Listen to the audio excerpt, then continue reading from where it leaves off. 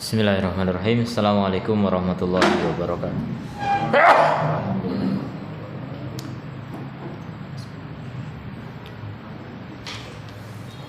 Alhamdulillah hamdan katsiran thayyiban mubarakan fihi kama yuhibbu rabbuna wa yardah.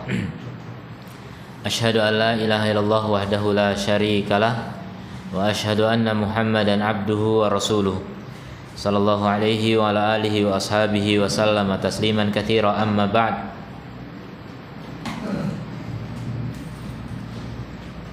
Ikhwati rahimani Allah wa iyyakum, kita bersyukur pada Allah akhirnya bisa menjebol pintu. Mudah-mudahan dengan berhasilnya kita membuka pintu kelas, kita bisa membuka pintu hati juga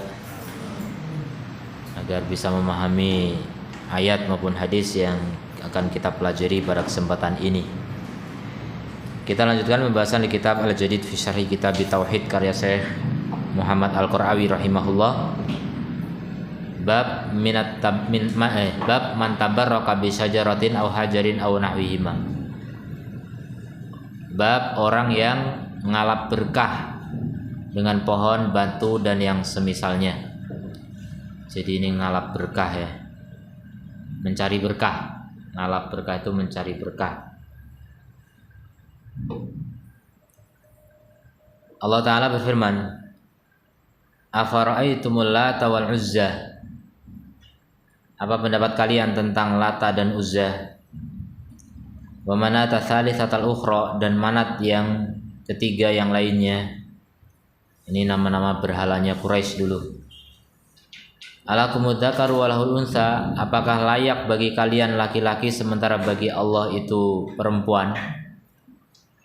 Jadi orang-orang musyrikin dulu menganggap Allah memiliki anak perempuan. Siapa itu? Malaikat. Jadi kata orang musyrikin, sebagian mereka menganggap bahwasanya malaikat itu adalah anak perempuannya Allah.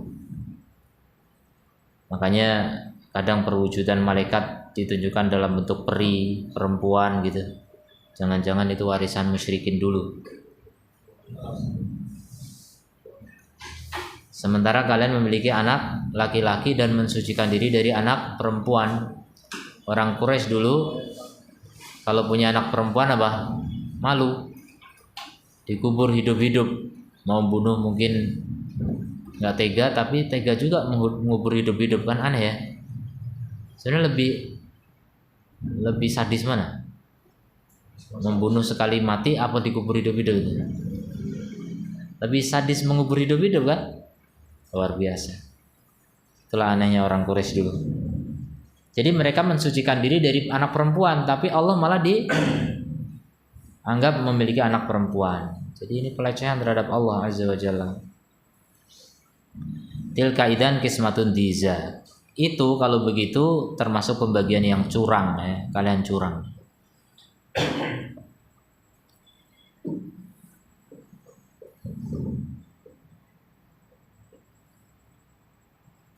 Tabarruk ya, bab ini bab tabarruk. Tabarruk itu artinya ngalap berkah atau mencari berkah. Dan berkah itu artinya apa? Kebaikan yang banyak. Berkah itu kebaikan yang besar, banyak, luas. Kebaikan yang besar, luas, banyak dan tetap atau permanen atau kekal. Kebaikan yang luas, banyak dan permanen. Itulah berkah. Jadi mereka mencari kebaikan yang besar dengan pohon dan batu. Nah, inilah kesyirikan. Inilah kesyirikan yang terjadi pada orang-orang Quraisy dulu.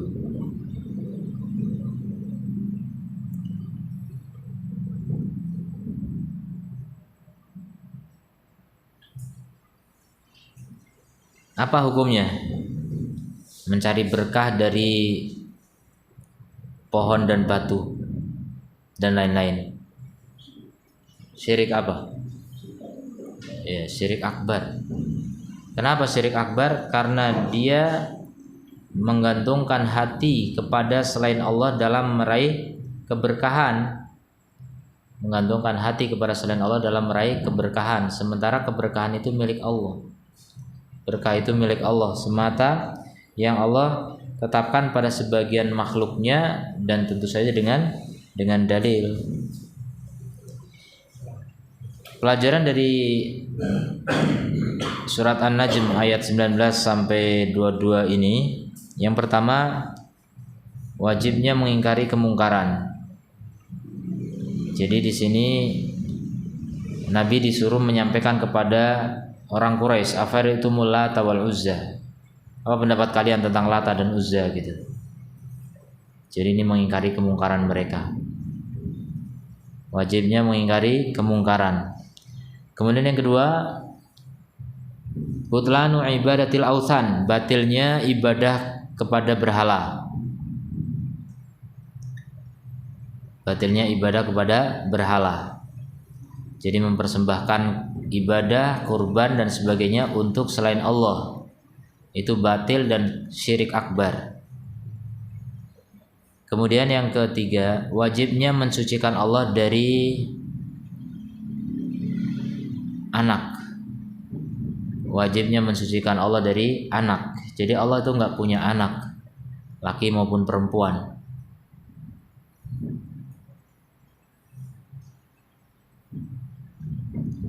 Kemudian yang keempat,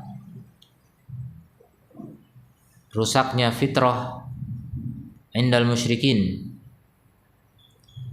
Rusaknya fitrah indal musyrikin. Jadi rusaknya fitrah di kalangan kaum musyrikin. Kenapa? Di mana mereka menyandarkan anak perempuan kepada Allah, di mana mereka menyandarkan anak perempuan kepada Allah, sementara mereka sendiri benci dengan anak perempuan. Sementara mereka sendiri benci dengan anak perempuan.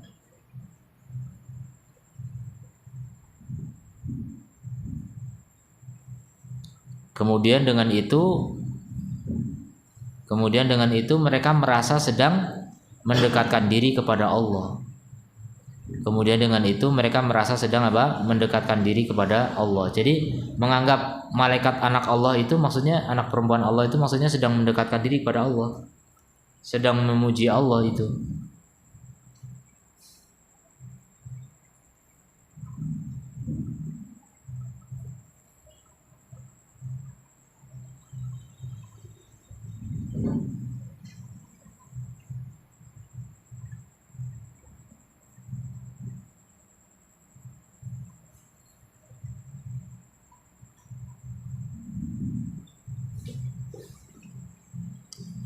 Yang kelima, ibadahnya kaum musyrikin terhadap berhala-berhala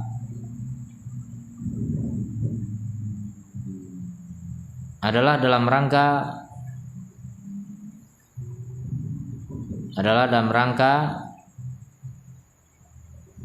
mencari manfaat dan menolak mudarat. Adalah dalam rangka mencari manfaat dan menolak mudarat.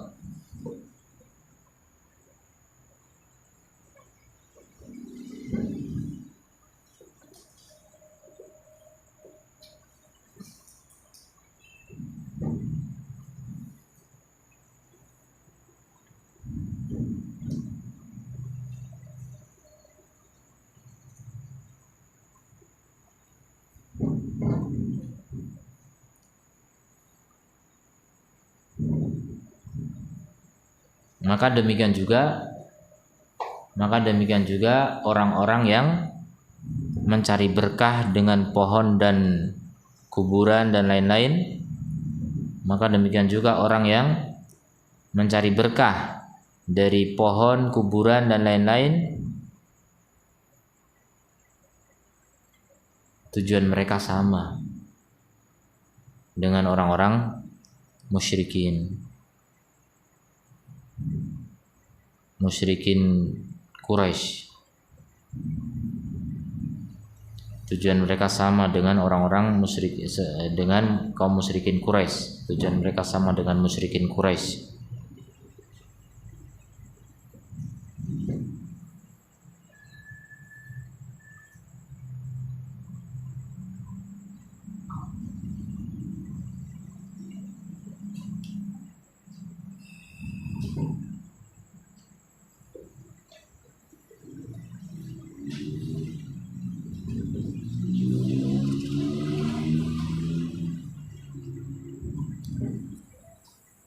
Lata, tentang Lata.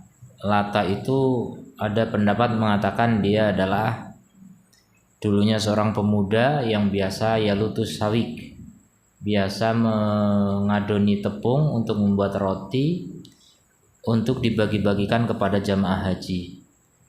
Jadi orang dermawan, orang soleh dan dermawan. Ya, ada orang dulu itu kalau nyembah yang disembah itu orang soleh. Kalau orang sekarang yang disembah itu dukun. Orang nggak sholat disembah sekarang. Makanya kesirikan orang sekarang itu jauh lebih buruk daripada kesirikan orang dulu. Walaupun sama-sama kafir.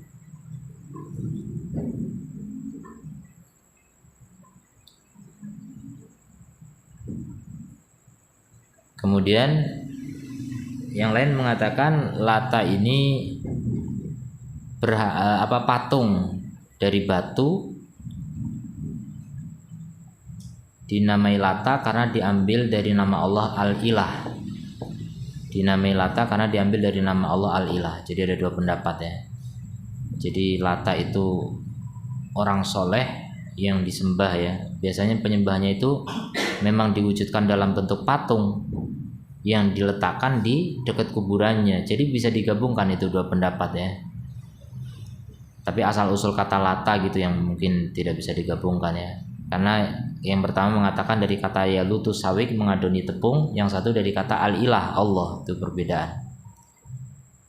Adapun al-Uzza, al-Uzza itu adalah nama pohon. Nama pohon yang disembah oleh sebagian qabilah.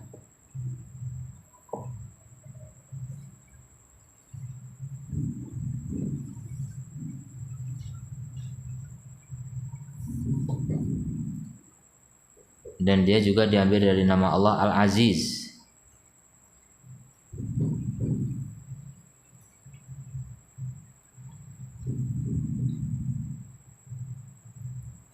Adapun Manat, Manat itu diambil dari nama Allah Al-Mannan.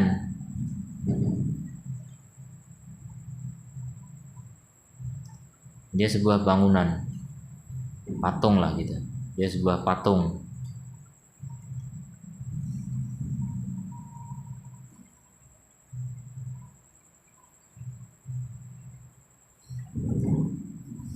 Yang disembah oleh orang Khuza'ah, Aus dan Khazraj. Khuza'ah, Aus dan Khazraj.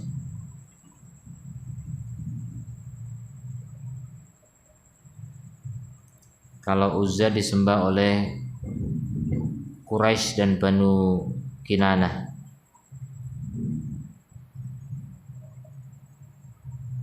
Kalau Lata disembah oleh Thaqif, Bani Thaqif dan sekitarnya.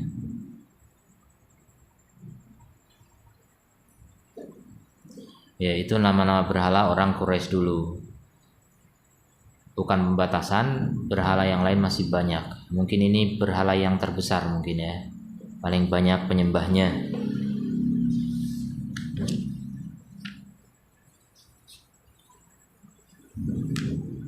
Berikutnya dari Abi Waqid Al-Laitsi. Dari Abi Waqid Al-Laitsi. Beliau berkata, Kharajna ma'a Rasulillahi sallallahu alaihi wasallam. Kami keluar bersama Rasulullah sallallahu alaihi wasallam ila Hunain, menuju Hunain untuk perang yang kemudian disebut sebagai perang Hunain ya. Karena tempatnya di Hunain. Menuju Hunain, wa nahnu hudatsa'u 'ahdin bi kufrin. Dan kami masih dekat masanya dengan kekafiran, artinya baru masuk Islam. Artinya apa? Belum begitu paham tentang Islam. Ini memberi udzur kepada diri mereka. Kami baru saja masuk Islam, jadi kalau salah ya wajar gitu. Kemudian walil musyrikina sidratun. Dan orang musyrik memiliki pohon bidara yakufuna indaha, yang mereka bersemedi di sekitarnya, itikaf, bertapa di sekitarnya. wa yanutu nabiha aslihatahum, dan mereka menggantungkan di pohon itu senjata-senjata mereka agar sakti mandraguna. Yuqalu laha, pohon itu disebut Dzatu Anwat, pohon gantungan.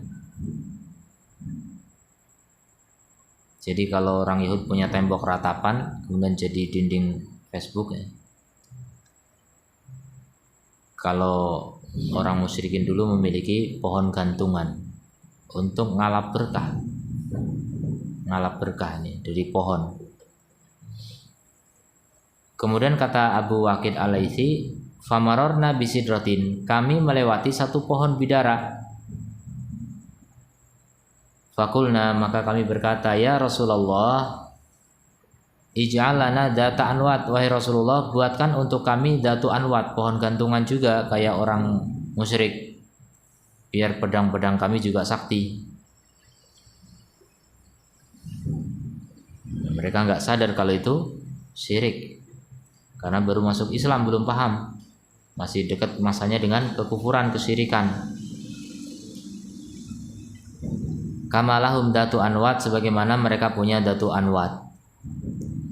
Faqala Rasulullah, maka Rasulullah sallallahu alaihi wasallam bersabda, Allahu Akbar.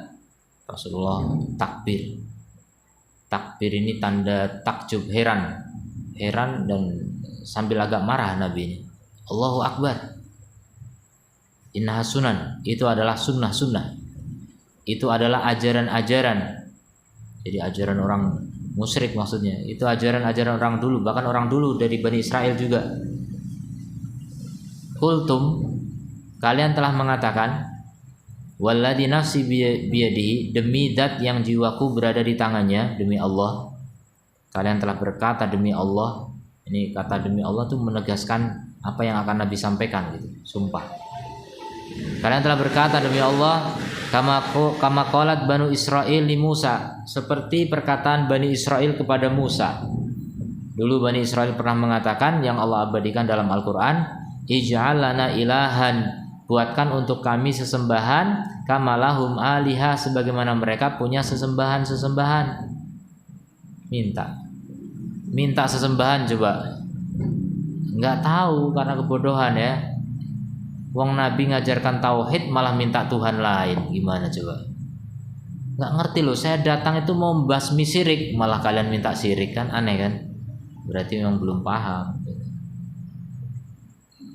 Ternyata umatnya Nabi Muhammad ikut-ikutan kayak gitu. Jadi kalian mengatakan persis seperti perkataan Bani Israel dulu. Cuma kalau Bani Israel dulu minta Tuhan betul, kalau kalian cuma minta pohon gantungan ngalap berkah, tapi itu sejenis, sama. Mereka menjadikan Tuhan juga untuk ngalap berkah juga gitu. Ya, sama. Kata Rasul, innakum qaumun tajhalun. Qala, bukan kata Rasul ini. Kata Musa, innakum qaumun tajhalun. Sungguhnya kalian benar-benar kaum yang bodoh.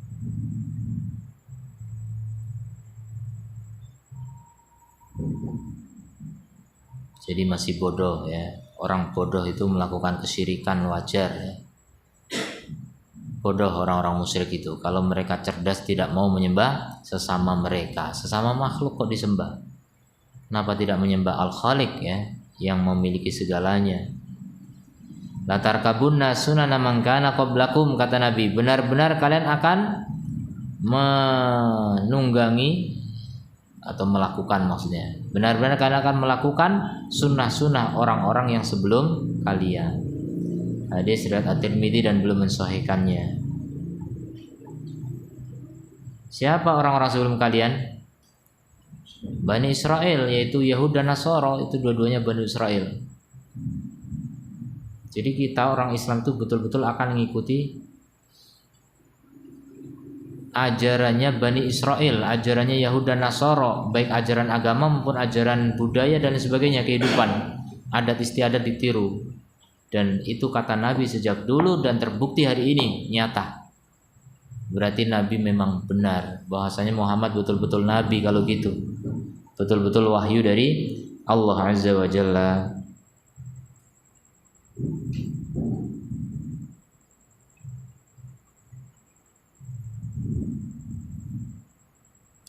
Faedah dari hadis ini, istihbabu idhari ma yadfa'ul ghibah, disunnahkannya menjelaskan sesuatu yang bisa menepis ghibah. Disunahkannya menjelaskan sesuatu yang bisa menepis ghibah. Kata-kata yang mana yang menunjukkan itu? Perkataan Abu Waqid Al-Laitsi yang mengatakan kami baru masuk Islam. Jadi jangan kalian menggibah, kok sahabat kok bodoh banget gitu ya. Nanti gibah sahabat dosa ya. Jadi itu untuk menepis gibah, biar orang nggak menggibah, ngasih udzur dulu, ngasih alasan. Pernah Nabi berjalan malam-malam dengan Sofia. Malam-malam di kegelapan, ada 2 orang Ansor melewati Nabi, kaget, sedang bersama perempuan, langsung mempercepat jalan. Jangan-jangan Rasul keganggu gitu kan. Rasul khawatir ini nanti curiga, dikira perempuan dari mana gitu kan. Dan kata Rasul,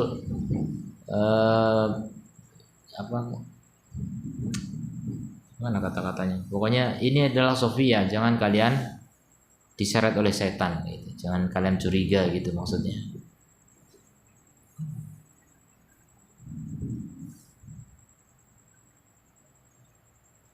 Kemudian yang kedua,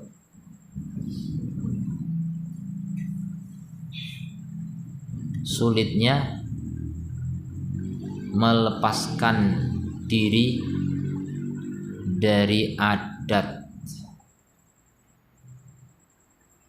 Sulitnya melepaskan diri dari adat kebiasaan. Sulitnya melepaskan diri dari adat kebiasaan hidup. Adat atau kebiasaan hidup. Sulit. Ini dulu ketika syirik sering pakai datu anwat. Ketika belum masuk Islam, pas masuk Islam juga kepengen juga gitu, sulit. Makanya dakwah sunnah itu sulit diterima. Kenapa? Karena dakwah sunnah ini ingin merubah adat manusia. Gimana nggak sulit? Kalau dakwah cuma mendakwahkan jangan maksiat, itu relatif sama, semua manusia mengakui itu. Tapi kalau jangan bid'ah, jangan syirik, nah itu susah sekali. Adat manusia itu. Kalau yang namanya membunuh orang itu haram, semua agama sepakat. Semua adat ajaran manapun sepakat itu. Mencuri haram, semua sepakat. Zina haram, ya ada yang sepakat, ada yang enggak. Tapi kalau yang namanya syirik itu haram, enggak ada kecuali Islam. Ya. Enggak ada yang mengatakan syirik itu haram kecuali siapa? Islam, ajaran tauhid ini, ajaran sunnah ini. Makanya berat mendakwakan tauhid. Mendakwakan anti maksiat relatif gampang, walaupun ya ada orang suka maksiat susah gitu. Tapi relatif lebih gampang. Karena orang mengakui bahwasanya maksiat itu dosa, tahu mereka. Haram itu tahu. Sesuatu yang sudah mendarah daging susah. Riba misalnya. Itu contoh maksiat yang agak sulit. Karena orang rata-rata nggak menganggap riba sebagai maksiat, ya kan? Agama mana yang mengatakan riba maksiat? Cuma Islam. Jadi sesuatu yang memang hanya Islam yang mengajarkan itu sangat amat berat sekali. Syirik itu apalagi di Indonesia nih sudah menjadi tradisi. Sudah tradisi. Hal yang sudah tradisi itu mau dirubah susah, luar biasa. Makanya orang-orang yang bisa meninggalkan kesyirikan, itulah orang-orang yang mau memerdekakan diri dari tradisi yang sesat dan menyesatkan. Itu juga yang terjadi pada Quraisy. Orang Quraisy dulu berat meninggalkan kesyirikan karena tradisi warisan nenek moyang leluhur. Ya. Mereka hanya mengikuti warisan nenek moyang mereka. Abu Thalib ketika dibujuk masuk Islam oleh Nabi, diingatkan oleh kawannya, kamu benci agamanya Abdul Muthalib, bapakmu? Kamu gak suka agama bapakmu? Malu dibilang begitu, coba. Luar biasa. Padahal mempertaruhkan surga gitu demi menutupi rasa malu rela membuang surga. Ya, naudzubillah min dzalik. Itu bahayanya apa? Fanatik kesukuan, fanatik dengan adat istiadat. Itu sangat berbahaya ya. Fanatik kepada adat itu yang menyebabkan orang itu tidak bisa menerima kebenaran. Kemudian yang ketiga, iktikaf adalah diantara bentuk ibadah. Iktikaf adalah diantara bentuk ibadah.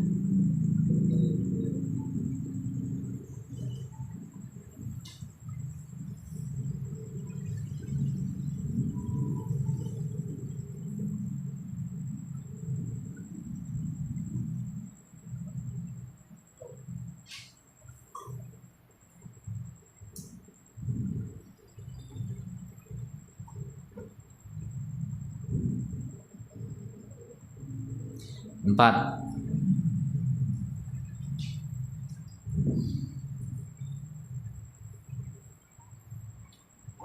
orang yang bodoh diberi udzur dengan kebodohannya. Orang yang bodoh diberi udzur dengan kebodohannya jika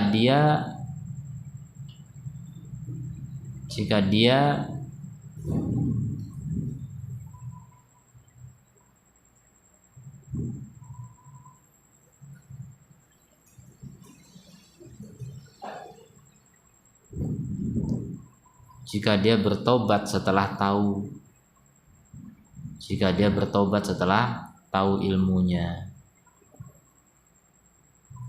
Tapi kalau udah dikasih tahu masih ngayal, ya nggak ada udzur.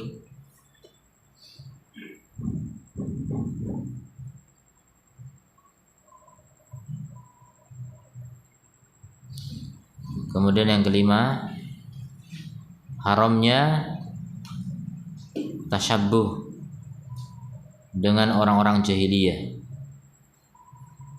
Haramnya tasyabbuh dengan orang-orang jahiliyah. Tasyabbuh itu meniru-niru, menyerupai. Haramnya menyerupai dengan orang-orang jahiliyah. Jadi kalau di dalam Quran atau hadis disebut ini adalah jahiliyah, itu artinya jangan ditiru, jangan dilakukan.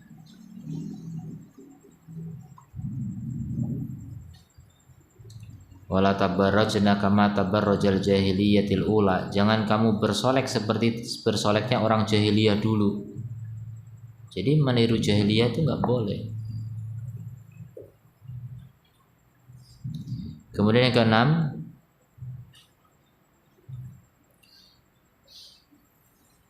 bolehnya mengatakan Allahu Akbar ketika heran. Bolehnya mengatakan Allahu Akbar ketika heran.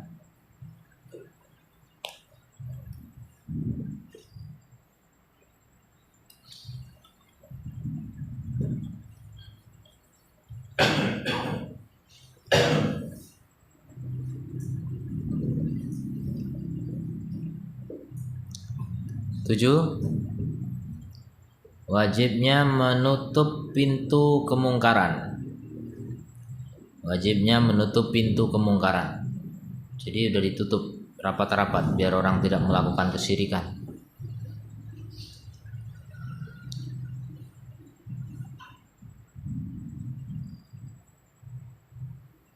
Delapan, syirik pasti akan terjadi pada umat ini. Syirik pasti akan terjadi pada umat ini, umat Islam. Syirik pasti akan terjadi pada umat Islam. Mana buktinya? Latar kabunna sunana man kana qablakum. Kalian benar-benar akan mengikuti ajaran-ajaran orang sebelum kalian. Kalau orang sebelum kalian syirik, kalian juga syirik.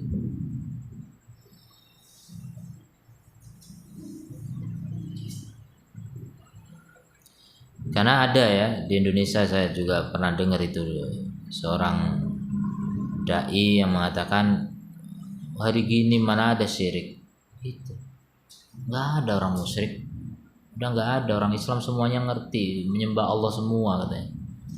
Nggak paham, setingkat kiai gitu tapi nggak paham Syirik itu apa? Dikiranya asal orang itu menyembah Allah itu nggak syirik.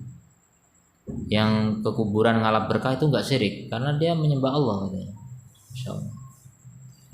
Bodoh ya, nggak ngerti, tidak mengerti hakikat kesyirikan. Jadi menafikan adanya kesyirikan pada umat Islam, berarti dia ya menentang hadis ini. Kemudian yang kesembilan, bolehnya bersumpah untuk berfatwa atau ketika bolehnya bersumpah ketika berfatwa. Nabi mengatakan, walladzi nafsi biyadi, demi zat yang jiwaku berada di tangannya. 10.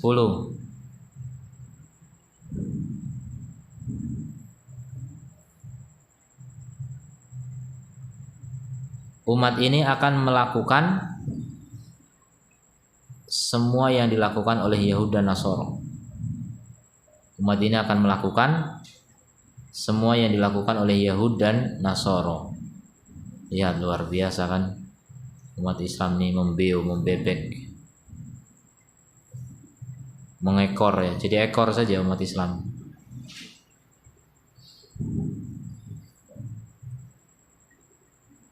Orang Nasara maulid Nabi Isa, orang Islam ikut maulid Nabi Muhammad ya, membeu. Kemudian yang ke berikutnya,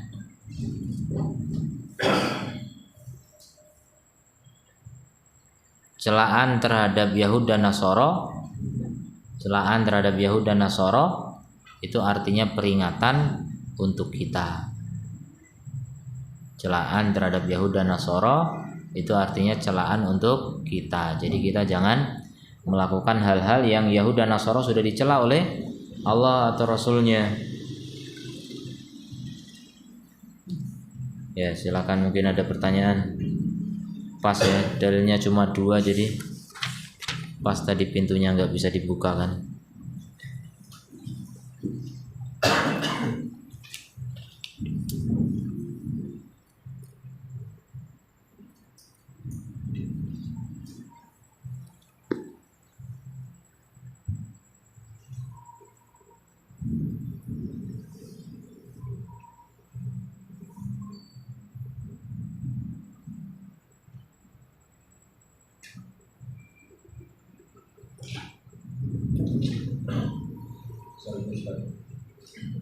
Tentang masalah yang menggantungkan apa Ustaz, kayak di menggantungkan apa? menggantungkan seperti itu, dia beranggapan untuk mendapatkan berkah. Oh, yang tamimah kemarin. Itu di kampung kadang-kadang masih ada Ustaz. Ya. Keluarga kita ya, contohnya pas mau masuk di rumah, di rumah itu digantung kayak seperti debu, kadang ini apa namanya, buah labu, Bangun rumah. buah labu katanya supaya biar dingin katanya rumah itu Ustaz. Itu bagaimana Ustaz sikap kita? Kita sudah tahu bahwa kita bohong, bagaimana apa kita? Itu berarti belum ada AC waktu itu ya. Memperingatkan kepada keluarga Itu pakai buah labu biar dingin karena belum ada AC. Kalau udah ada AC masih pakai gitu juga? Masih bagus Ustaz. Bendera. Ya, itu bendera menunjukkan semangat merdeka. Ya, kalau memang dimaksudkan dari situ ngalap berkah, ya itulah kesyirikan jelas ya. Bendera mungkin bisa jadi alat untuk ngalap berkah juga syirik. Jadi bagaimana kita mengingatkannya? Ya pelan tapi pasti. Gimana caranya? Berupaya semaksimal mungkin. Saya ingat dulu, ini cerita ibu. Ibu saya kebetulan sekolah di pendidikan guru agama lah gitu. Nah, dari sekolah tahulah bahwasanya kesyirikan itu dilarang. Nah, sementara nenek saya, kakek juga itu masih suka kesyirikan, bikin sesaji macam-macam. Ibu saya tahu itu nggak boleh. Ada sesaji di kamar, pokoknya untuk musim apa pokoknya bikin saji gitu. Tapi ibu saya nggak berani larang, ya cuma ngomong pernah gitu. Tapi untuk ngelarang nggak bisa, apalagi mau berantas ya lebih berat lagi. Tapi adiknya ibu sama sekolah yang sama berani, laki-laki, paman saya itu. Jadi ada ingkung bebek utuh gitu, sudah dimasak jadi saji. Kan sayang, kita untuk makan aja dihemat-hemat betul, nggak pernah makan ayam gitu ibaratnya, kecuali pas musim-musim tertentu gitu. Ini cuma dikasih ke berhala gitu, entah siapa berhalanya. Akhirnya adiknya ibu itu nekat, berani, dia masuk ke kamar itu, digigit lah bebeknya, dimakan. Padahal kalau secara hukum Islam itu pun nggak boleh dimakan karena sudah dipersembahkan untuk selain Allah. Tapi ya belum maksimal belajarnya. Pokoknya itu syirik, makan. Apa yang terjadi? Begitu nenek masuk ke dalamnya, makin yakin tuh, lihat dimakan sama kakek. Jadi untuk kakek atau apalah gitu, itu dimakan buktinya. Berarti betul ini sesaji gitu. Ketawalah paman dengan itu kan, tapi nggak berani ngaku juga, masih takut. Tapi pas sudah lama, kemudian berapa bulan mungkin baru ngaku. Pas ngaku, nenek nggak percaya, nggak bakal, itu memang dimakan sama kakek gitu. Jadi memang susah mengingatkan kesyirikan tuh. Tapi berjalannya waktu lama, sampai akhirnya saya waktu itu belum lahir, ibu saya masih remaja kan. Begitu saya udah lahir, saya udah kenal sunnah dan seterusnya, baru mulai nenek saya ngaji sama saya. Itu mulai dari situ saya kasih tahu itu syirik. Terus ibu ngingetin lagi, iya tuh naik dulu waktu ini gini. Oh iya ya itu syirik ya. Baru paham, udah tua baru ngerti itu syirik. Tapi ya begitu namanya ilmunya orang tua, ya sebatas ngerti itu syirik, tapi aplikasi yang tersisa di hati tetap masih belum bersih total gitu. Apalagi keilmuannya ya, daya tangkap orang tua kan beda dengan anak muda gitu kan. Mungkin itu ngerti syirik, tapi nanti bagian-bagian lain masih juga mengandung kesyirikan. Ya pelan, namanya dakwah itu pelan-pelan, tapi terus jangan berhenti gitu, terus lanjutkan. Dengan kesabaran, dakwah insya Allah akan menghasilkan. Jadi kalau orang tidak sabar ya pasti gagal ya. Kata pepatah, man sabara dhafara. Siapa yang bersabar dia akan berhasil. Berarti kalau nggak sabar ya gagal gitu. Sabar, insya Allah berhasil. Yang penting kan orang itu gimana mati bertauhid gitu kan. Ya sekarang mungkin masih belum bisa, nanti lagi. Pokoknya nanti mati bertauhid, itulah sukses. Berarti kalau membuat orang mati dalam keadaan tobat dari seluruh kesyirikan dan dosa-dosa, sukses itu. Walaupun belum sempat sujud gitu, ibaratnya pas tobat mati gitu kan, belum sempat sujud pada Allah, tapi dia mati dalam keadaan bertauhid, itu masuk surga itu ya. Itu jadi dakwah itu sampai titik nyawa penghabisan gitu. Sampai sebelum orang itu dicabut nyawanya oleh Allah Ta'ala. Kalau udah dicabut nyawa jangan didakwahi lagi ya, nggak ada gunanya ya. Udah dicabut nyawanya baru dibacakan Al-Quran, ya nggak ada gunanya itu. Dibacakan Quran tuh maksudnya biar ngambil pelajaran. Kalau orang Indonesia ya nggak bisa ambil pelajaran, orang nggak paham. Tapi dibacakan Quran, udah mati dibacakan Quran, ini tidak ada gunanya, bukan ajaran Islam. Ya kalau maksudnya untuk menyampaikan pahala, nah itu boleh. Maksudnya ada sebagian ulama membolehkan. Tapi kalau maksudnya untuk menyadarkan orang mati, ya nggak bisa. Orang mati udah. Al-Quran itu untuk orang hidup, bukan untuk orang mati. Itu maksudnya ya, dakwah terus sampai mati.